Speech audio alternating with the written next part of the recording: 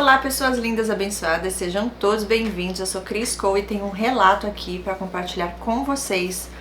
Começando aqui já direto ao ponto, vamos lá. Fala assim: oi Cris, tudo bem? Me chamo Darlene.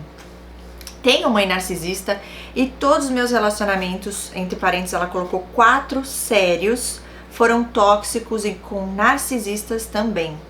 Hoje vim contar do último, o último narcisista que ela se relacionou.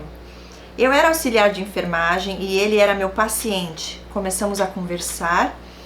Eu faço artesanato e esse foi o pretexto para ele pegar meu número. Gente, elas não perdem a oportunidade ali, tá? Então usou como desculpa que tinha interesse no que ela fazia de artesanato e pegou o número de telefone. Porque assim, ao mesmo tempo que eles dão a entender que tem interesse por você, eles deixam meio que no ar de que não é isso diretamente, tá? Eles vão devagarzinho, sutilmente, para não te assustar.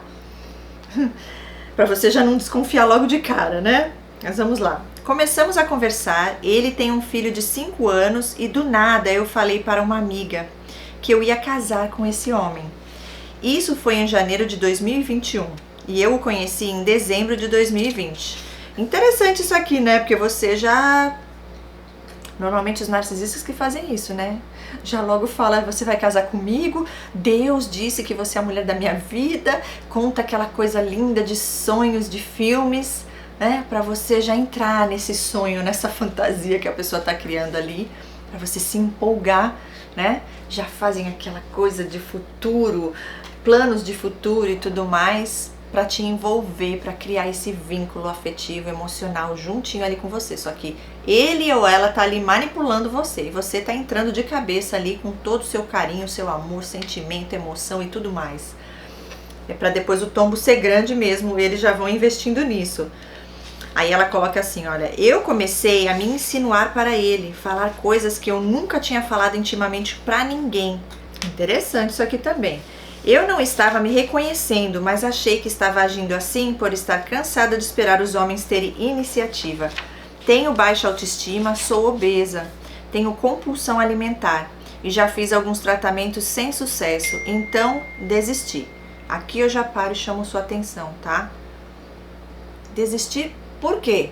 Não desista jamais, ok? Porque não teve outros tratamentos com sucesso? Não é porque não teve até então que não vai ter um dia. Deus age através da nossa esperança, da nossa fé e da nossa perseverança também, ok? Ele muitas vezes nos testa. E aí, você passando nesse teste, você é aprovada e aí é quando você acha que não tem mais jeito que Deus vem e faz. Porque o que a gente pode fazer, Ele deixa a gente fazer. E o que a gente não pode fazer, Ele faz por nós. Então, não desista, ok? Tem que fazer terapia para você entender o porquê dessa questão emocional, da onde vem essa baixa autoestima, esse transtorno alimentar. Inclusive no curso de terapeutas que está acontecendo, a gente tem uma aula só sobre isso. Eu fiz um curso falando somente sobre isso, sobre bulimia, anorexia, várias coisas que enquadram, né, nessa parte de transtorno alimentar, compulsão alimentar no caso, que é uma desestabilidade que você tem, que a pessoa normalmente tem, emocional, e aí ela tenta suprir, né, através da ansiedade, dessas emoções ali que muitas vezes a pessoa não consegue, né, trabalhar. Por isso é importante fazer terapia, ok? Então não desista, busque um profissional especializado nessa área, você vai encontrar, tá? Qualquer coisa me manda e-mail, eu posso tentar te ajudar em relação a isso também, mas não desista jamais. Tá? Então o que eu entendo aqui? Que essa coisa de você já ir se insinuando e tudo mais, a carência era muito grande, né? E você já cansada de esperar os homens terem iniciativa pelo desespero, pela carência e precisar ter alguém ali. Eu falo isso porque eu já fui assim também, tá, gente? No meu caso, era mais assim quando eu já estava no relacionamento. Eu digo que comigo nunca foi preciso esse love bombing. Era pouca coisa, eu já tava lá. A carência era tanta. Então a pessoa nem precisava fazer muito, eu já estava lá 100%, de cabeça, mergulhava mesmo, vai na fé, né? E eu lembro que quando eu estava já nos relacionamentos, eu queria casar. Interessante que normalmente são os narcisistas que querem logo casar. Eu queria ter família, eu queria ter filhos. E aí a carência, porque na verdade nem era aquela pessoa, né? Depois que eu ia conhecer um pouco melhor, que eu via, graças a Deus que Deus me tirou disso, livramento de Deus, e eu querendo casar com a pessoa. Eu ficava falando, gente, eu me humilhava. Hoje eu lembro, sabe, porque eu não tinha amor próprio, eu não me valorizava. Hoje a coisa é diferente, porque eu consegui entender a codependência, as carências, né? Então as carências, elas são algo que realmente nos traz muita frustração, muitos problemas, por conta da gente estar tentando suprir nas coisas, no caso aqui na alimentação, nas pessoas, para poder ter esse alívio, para tentar regular essa emoção ali. E a compulsão alimentar, ela é muito relacionada com a baixa autoestima também. Aí ela continua dizendo que ela começou a ficar com ele em 2021, em junho, e teve um dia que ele chegou bêbado em casa, à 1 da manhã, na casa dela, né? Mal conseguia sair do carro e ela teve que levá-lo para dentro da casa dela e conseguiu fazer ele dormir. O tempo foi passando, as visitas foram aumentando, mas toda vez que ele vinha, ele pagava a vinda e falava que eu deveria pagar a volta, que não ficava barato, era de 70 a 80 reais. Olha aí já. Você quer que eu venha? Eu vou, mas eu pago a ida e você paga a volta, como se fosse tua responsabilidade, né? Como se você tivesse obrigação de fazer isso. Eu estava lutando para não me endividar mais, pois havia entendido que isso também era para preencher um vazio e estava me levando para o fundo do poço, gastar além do que podia. Olha aí. É isso mesmo que acontece. Mas a presença dele me fazia de alguma forma me sentir importante e eu fazia tudo o que podia para conquistá-lo. Em agosto ele brigou com o pai, que também é alcoólatra e fumante igual a ele, e veio para minha casa com o filho. E já veio falando, vamos morar juntos? Eu prontamente aceitei. Era um sonho, uma família só para mim, marido e filho. Lindo demais para aceitar, já que era algo que eu achava que nunca eu teria. Olha aí, gente, o que leva, né, a carência. A pessoa começa a ver tudo de bom e maravilhoso, onde o homem estava só ali por interesse puro. Em nenhum momento você vê, né, vocês vão entender mais pra frente no relato dela, que tinha o envolvimento da parte dele, tudo interesse. Ah, não tá mais na casa do pai? Onde eu vou ficar? Eu vou ficar com ela. Já sabia que ela tinha essa carência, que ela ia aceitar. E aí, imagina o que vai ter de gasto agora para ela. 15 dias depois, ele foi embora. Nossa, mas que rápido! Depois de passar esse tempo sem trabalhar, sem gastar nada em minha casa, ele só gastava com os vícios dele. E eu ia trabalhar e ele ficava em casa com o filho. E eu sustentando a casa e os dois. Eu entrei num poço profundo depois que ele foi embora. Afinal, meu sonho estava indo embora. Cheguei a entrar numa crise tão profunda de depressão que fui parar num pronto-socorro. Gente, exatamente assim, olha, muito triste.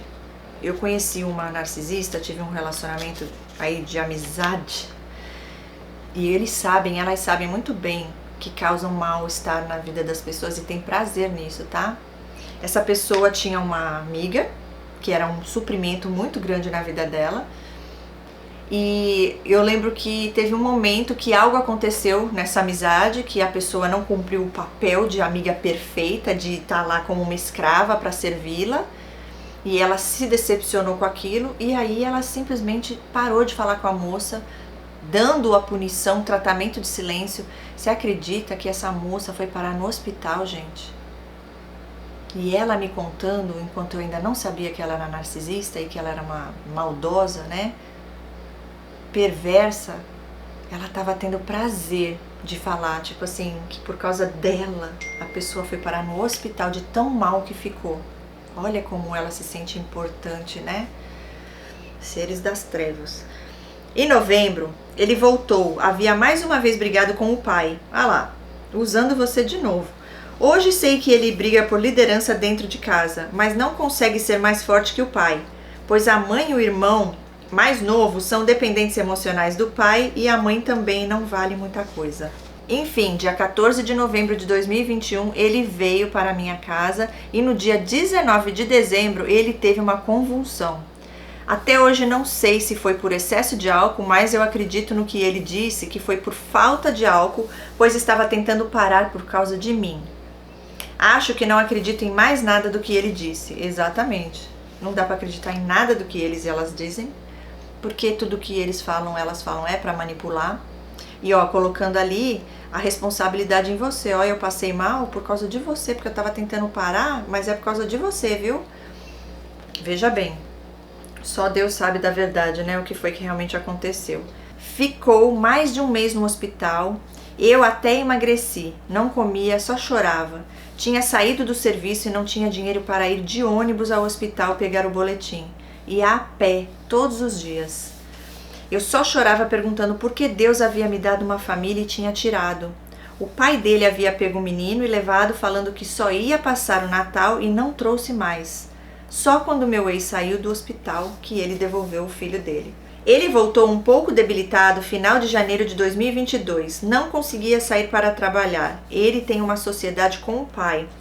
Agora eu paro aqui para chamar atenção numa coisa que muitas vezes eu escuto, tá? Gente, Deus não tem nada a ver com nossas escolhas. Ok?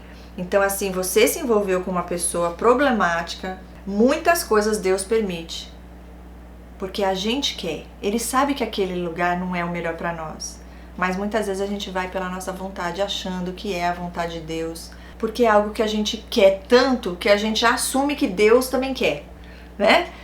E Deus deixa, lembra? Saul foi escolhido rei porque o povo quis um rei. Não precisava de rei, já tinha o rei dos reis. E ele permitiu, vocês querem um rei? Então vocês vão ter, pode escolher aí. E aí no fim o que aconteceu? As coisas só pioraram. Mas Deus deixa a gente escolher, Ele sabe que não é o melhor caminho, mas Ele permite, porque a gente escolheu. Agora não pode pôr a conta pra Ele, né? Mas o mais lindo é que Deus, quando acontece de não ter mais ali, eu entendo que é livramento para nos proteger, e no sofrimento, quando isso acontece, é que a gente vai buscar em Deus o refúgio. Pelo menos eu fiz isso e eu creio que todos, né, que têm amor a Deus e empatia vai buscar, não vai se revoltar contra Deus e sim buscar ajuda nele. E aí quando ele nos dá uma segunda chance e a gente entende, né, que na verdade aquilo não era o que Deus queria para nossa vida. Ok? Ele voltou um pouco debilitado final de janeiro de 2022 e não conseguia sair para trabalhar.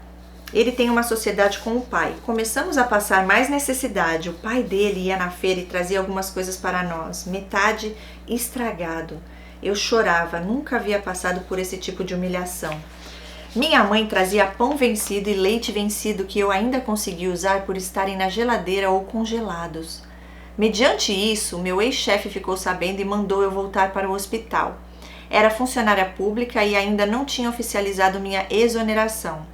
Voltei em fevereiro de 2022 e eu odiava aquele lugar.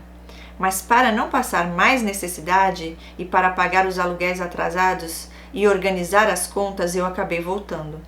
Final de março, ele estava cuspindo muito catarro. O levei no hospital e eu trabalhava para fazer raio-x do pulmão e os médicos quiseram que ele fosse internado na hora. E ele não quis. O convenci e há uma semana depois ele internou. Passou 2 meses e meio no hospital, saiu com traqueostomia, acamado, cheio de feridas. Saiu até com fisioterapeuta falando que talvez ele nunca mais voltasse a andar. Pois eu cuidei do demônio, conseguimos tirar a traqueostomia e voltar a andar. A mãe só ia na minha casa cuidar dele quando eu estava de plantão, e mesmo assim chegava tarde e ia embora cedo. Não mexia na traqueostomia, pois tinha nojo e eu não deixei trazerem o filho dele, pois eu já tinha muita coisa para cuidar. Nesse meio tempo fui orando e pedindo a Deus para não ser mais dependente emocional de ninguém, apenas dele. Acho que Deus escutou minhas orações e eu comecei a enxergar coisas que nunca havia enxergado. Veja como Deus muitas vezes permite a gente passar por certas coisas para que a gente volte aos braços dele, para que a gente busque a ele novamente, né? Porque é no sofrimento que normalmente a gente vai buscar. Ela fala que limpou o nome dela, limpei o nome do demônio, organizei todas as contas e falei para ele em agosto de 2022, vou pedir minha exoneração, não aguento mais aquele lugar. Guardei dinheiro para as contas, pois o acordo era eu pagar as contas da casa e ele pagar o mercado, sendo que adorava luxar, comer do bom e do melhor sem se preocupar se ia ter para amanhã. Fumava um maço de cigarro e bebia 1 litro de cachaça todos os dias. Só isso já era o valor do aluguel da nossa casa. Ok, nossa casa, eu entendi que a casa era sua e ele foi morar lá, né? Você já tá dando até a metade da casa pra ele, porque pelo que eu entendi não houve o casamento, né? Ele foi morar junto com você. Enfim, meu artesanato começou a dar errado e eu sentia que era o que ele queria.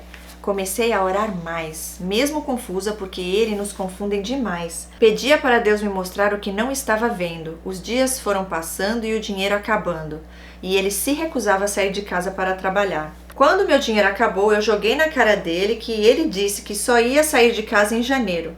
E ele disse que havia se arrependido, mas não fez nada para sair.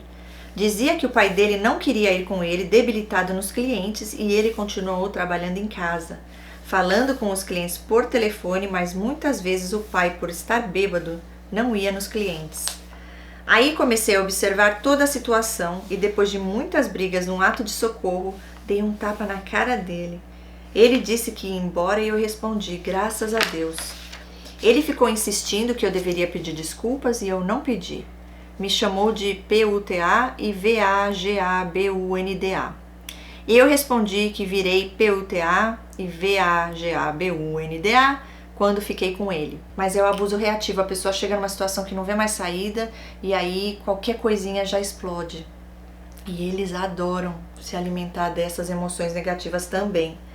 Ela diz que ele saiu me amaldiçoando dia 7/11/2022. Eu sofri, pois mesmo que eu que decidi pelo término, estava arrasada e sem minha identidade.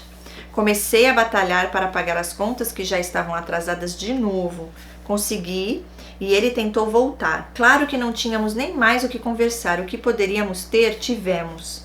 Ele até tentou insistir, mas eu fui irredutível. Acho que consegui porque moramos longe e eu não paguei para o bonito vir na minha casa. E ela fala que agora em março voltei a trabalhar em outra área, estou devendo 3 meses de aluguel. Mas estou em paz e esse mês de maio já vou começar a pagar. Não consegui viver apenas do meu artesanato, mas tudo bem, vou continuar aos poucos. Hoje tenho medo de me relacionar com alguém e vou voltar para a terapia assim que possível para acabar com essa dependência emocional. Sou de uma igreja muito conservadora, onde não se reúnem muito. Quero ir para uma igreja que tenha reuniões em célula para me ajudar a ficar mais perto dos ensinamentos de Deus. Muito obrigada pelo seu canal, tem me ajudado muito. Deus continue te abençoando. Amém. Obrigada. Deus abençoe você também. Essa parte do medo de se relacionar com alguém novamente, isso vai passar, tá bom? Terapia é muito importante sim, para você se autoconhecer, para você sim vencer essa dependência emocional, para que você não venha a cair em outros relacionamentos abusivos, porque é isso que normalmente acontece, né? Até a gente fazer esse trabalho, esse processo de cura interna. Mas olha, você está no caminho certo, buscando aí acertar suas contas, já se afastando dessa pessoa, entendeu que aquilo estava só trazendo mais problema para sua vida, né? Suprir as suas carências em Deus. Só Ele pode curar nossas dores, nossos traumas, suprir nossas carências. E aí então você estará forte, firme, se amando, com a tua autoestima elevada, sabendo que o teu valor vem do seu Criador. E é isso, pessoal, deixamos aqui esse relato de hoje, e para você que mandou o relato, muito obrigada. Eu sei que tem momentos, né, na nossa vida que a gente passa por isso mesmo, faz parte, mas vê lá na frente, Deus tem um propósito muito maior para tudo isso que você tem vivido. Você já está no caminho de luz, e Deus irá somente abrir mais e mais portas para você, eu creio, mas fique firme nele, ok? Não desanime, não desista, e tudo irá melhorar em sua vida, para a honra e glória de Deus, para que você venha dar um testemunho daquilo que Ele fez, faz e ainda fará na sua vida. Fique nele e você verá grandes coisas acontecendo na sua vida, uma grande transformação, ok?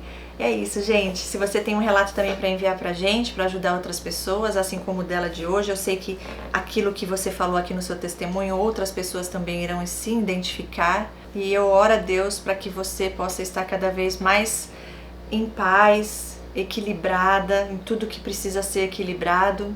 Eu creio que em breve tudo isso irá passar, irá melhorar para você, ok? Fique firme, fique forte. E juntos somos mais fortes. Se você tem um relato para mandar pra gente aqui também no canal, relato.sobrevivente@hotmail.com é o meu e-mail. E é isso, gente. Fiquem com Deus e até o próximo vídeo. Beijos a todos. Até lá. Tchau, tchau.